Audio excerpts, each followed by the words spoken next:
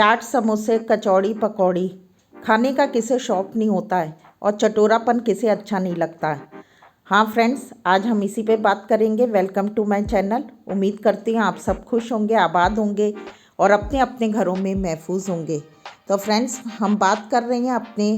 विभिन्न प्रकार के खानों की, जो हमें वैरायटीज़ हम अपने इंडिया में खाते हैं, और उसके साथ साथ हम बहुत सारी बाहर की डिशेस, जो वेस्टर्न कंट्री की डिशेस हैं, उन्हें भी हम इंजॉय करते हैं।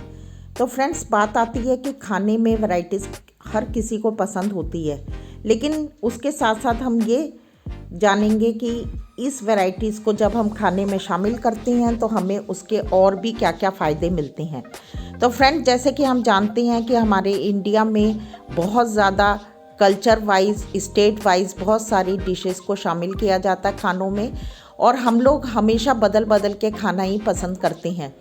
लेकिन क्या आप जानते हैं कि बदल के खाने और खाने की वैरायटीज़ को शामिल करने से हमें सबसे बड़ा जो फ़ायदा मिलता है उसका ये मिलता है कि हर डिश जो है पर्टिकुलर किसी ना किसी फ्लोर से बनाई जाती है। उसमें बहुत सारी वेजिटेबल्स को हम शामिल करते हैं, बहुत सारे स्पाइसेस को शामिल करते हैं, और जो उनके बनाने की विधि होती है वो भी अलग अलग होती है। कोई डिश फ्राई की जाती है, कोई डिश स्टीम की जाती है, और बहुत सारी डिशेस बेक भी की जाती हैं। बहुत सारी डिशेस को हम चूल्हे पर या अंगीठी पर या सेक कर भी उनको हम बनाते हैं। तो इस तरीके से जब बहुत सारी रेसिपीज़ के साथ इन डिशेस को बनाया जाता है और उसके अंदर बहुत सारे फ्लोर्स होते हैं, तो हम ये देखते हैं कि अनाज की भी बहुत सारी वैरायटीज़ उसमें शामिल हो जाती हैं। और उसके साथ साथ जो कॉम्बिनेशन रखा गया है, जैसे कि बहुत सारी सब्जियों या साग के साथ एक पर्टिकुलर रोटी खाई जाती है। जैसे कि अगर हम देखें कि सरसों के साग के साथ मक्के की रोटी खाई जाती है, तो इस तरीके से हम देखते हैं कि दोनों ही कॉम्बिनेशन में एक अलग अलग वैरायटीज़ को शामिल कर कर बहुत सारे विटामिन्स और प्रोटीन्स और उसके साथ साथ मिनरल्स भी हमें मिलते हैं। तो इतनी सारी वैरायटी शामिल होने के बाद हमें प्रोटीन, विटामिन्स, मिनरल्स की जो कमी है वो दूर होती है, क्योंकि हम अपनी डिशेस के ही बहाने बहुत सारी रेसिपीज़ को अपनाते हुए ऐसी चीज़ों को, ऐसी सारी सब्जियों को, सारे स्पाइसेस को, सारे अनाज को शामिल कर लेते हैं जो हमारी हेल्थ के लिए बहुत बेनिफिशियल होते हैं। बहुत बार हमने घरों में, हर घर में यही शिकायत होती है कि बच्चे सब्जियां खाना पसंद नहीं करते, लेकिन अगर हम उन सब्जियों को बहुत सारी डिशेस के अंदर डालकर बनाकर बच्चों को देते हैं तो बच्चे स्वाद के बहाने ही सही उसको खाना पसंद करते हैं और बहुत ज़्यादा खा भी लेते हैं। तो हमारी एक बहुत बड़ी फ़िक्र दूर हो जाती, क्योंकि ग्रोइंग एज में बच्चों को बहुत सारा विटामिन्स, प्रोटीन्स, मिनरल्स, कैल्शियम की बहुत ज़्यादा ज़रूरत होती है। लेकिन हम उनको डिफरेंट टाइप से बनाकर अपने बच्चों को खिला सकते हैं और उनकी हेल्थ भी इम्प्रूव कर सकती हैं। अगर आप बच्चे को कोई भी ऐसी सब्जी जो उसको पसंद नहीं है अगर ज़बरदस्ती खिलाएंगे तो बच्चा बहुत चिड़चिड़ाएगा, खाना पसंद नहीं करेगा। आपको भी बहुत ज़्यादा बच्चे के साथ मशक्क़त करनी पड़ेगी और बच्चा भी उसको चिड़ के खाएगा, तो उसका कोई फ़ायदा नहीं होगा। इससे बेहतर है कि आप बच्चे को एक नई डिश के रूप में कोई ना कोई पराठे के रूप में स्टफिंग वाले पराठे बनाएं, या कोई ऐसी सब्जियां बनाएं जो बच्चों को बहुत ही पसंद आएगी और उसके साथ साथ वो उनको खाना बहुत पसंद करेंगे। अगर हम सारे स्टेट्स की डिशेस को शामिल करके अपने खाने के मेन्यू को बदल बदल कर बनाते रहें, तो उसके साथ साथ बच्चा, चाहे वो नॉन वेज हो चाहे वेज हो, वो हर चीज़ को खाना पसंद करेगा। हम बड़े भी अगर देखा जाए तो अपने खाने में वैरायटीज़ को ही पसंद करते हैं,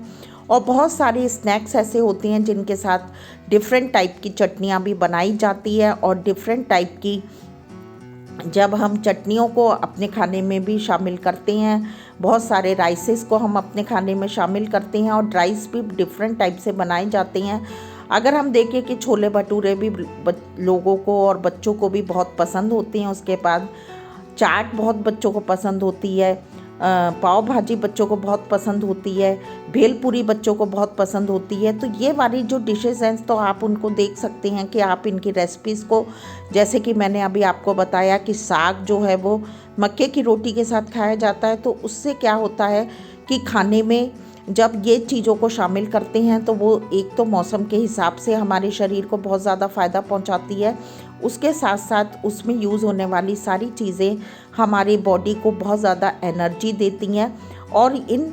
डिशेस को जो है स्टेट वाइज भी अगर हम देखें कि डिफरेंट क्यों रखा गया, डिफरेंट इसलिए रखा गया क्योंकि हर स्टेट की जलवायु के हिसाब से, मिट्टी के हिसाब से जो उपज वहाँ पर ज़्यादा होती है और अच्छे से होती है, वही डिशेस वहाँ के लोगों ने अडॉप्ट कर ली हैं और उनको बनाकर वो अपने खाने में उन वैरायटीज़ को शामिल करके उनको इंजॉय करती हैं। तो हम देखें कि खाना बनाने में टाइम ज़रूर लगता है और हमें बहुत सारी प्लानिंग के साथ भी टाइम देना पड़ता है, लेकिन अगर हम अपने मेन्यू को, डेली मेन्यू को डिफरेंट टाइप से उसको बनाते हैं तो हम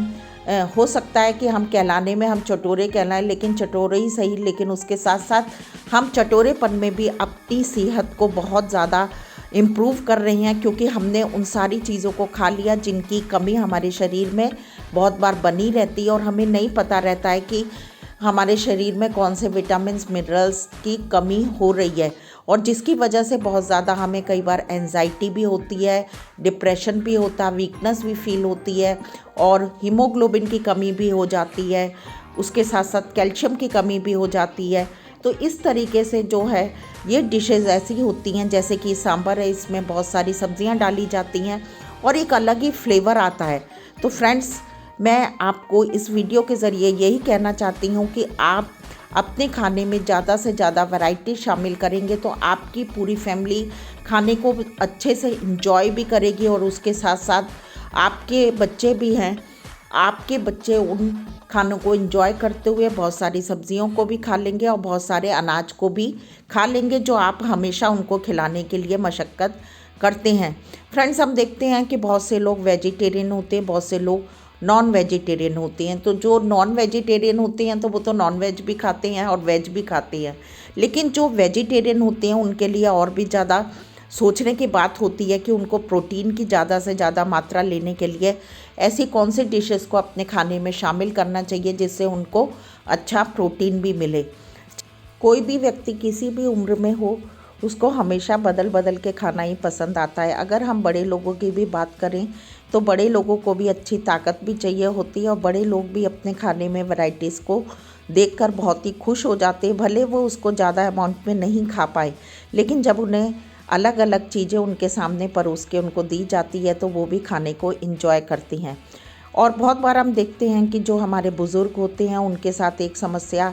ये भी होती है कि उनके बड़ी उम्र के साथ साथ दांत भी टूट जाते हैं। तो ऐसी कई चीज़ें हैं जो वो खाना चाहते पर खा नहीं पाते, लेकिन अगर आप उनको अलग अलग डिशेस के रूप में बनाएंगे तो ऐसी सॉफ्ट चीज़ों को भी आप बनाकर अपने बड़े बुज़ुर्गों को दे सकते हैं कि जिससे वो बिना दांत के भी उस खाने को अच्छे से एंजॉय कर पाएँ और उनका भी खाने का जो स्वाद और लुत्फ़ है वो बना रहे। तो हमारी जो ये सोच है कि हम कि अरे डेली के खाने में क्या मेन्यू बनाने की ज़रूरत है, लेकिन फ्रेंड्स ये गलत है। जब मेन्यू नहीं होता तो हम कुछ भी बना देते हैं और बहुत सारी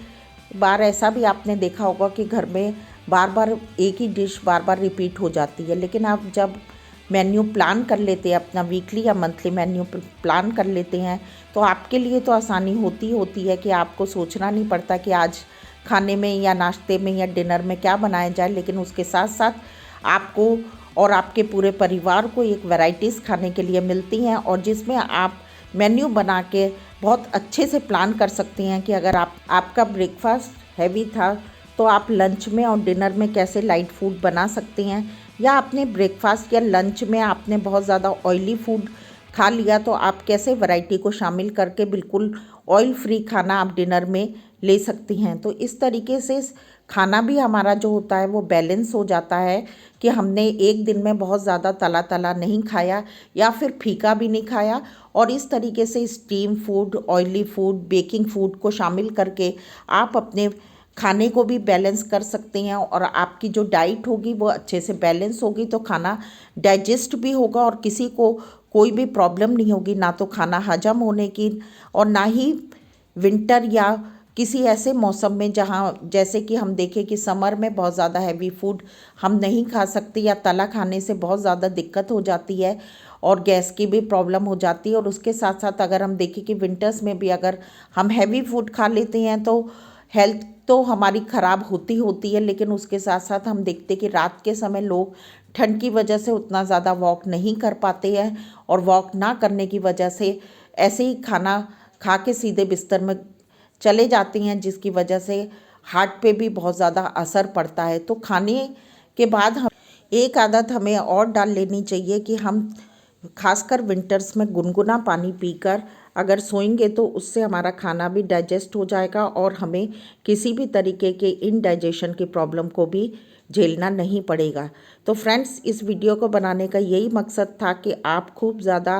वैरायटीज़ को शामिल करें और आप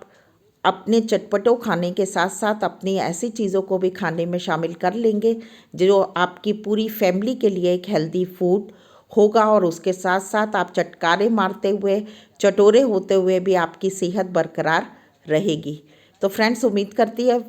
वीडियो आपको बहुत ही पसंद आया होगा और आपके लिए हेल्पफुल होगा। और आपको इस वीडियो में क्या बात पसंद आई उसको कमेंट बॉक्स में अपनी राय के इजहार ज़रूर करें, और उसके साथ साथ आपको किस टॉपिक पे वीडियो चाहिए उसके लिए भी जिक्र ज़रूर करें। मिलते नेक्स्ट वीडियो में। Till then bye bye. अपना और अपनों का ध्यान रखें, हमेशा खुश रहें और अपनी ज़िंदगी के फैसलों को सोच समझ के लें। Stay blessed, be happy, take care, bye bye.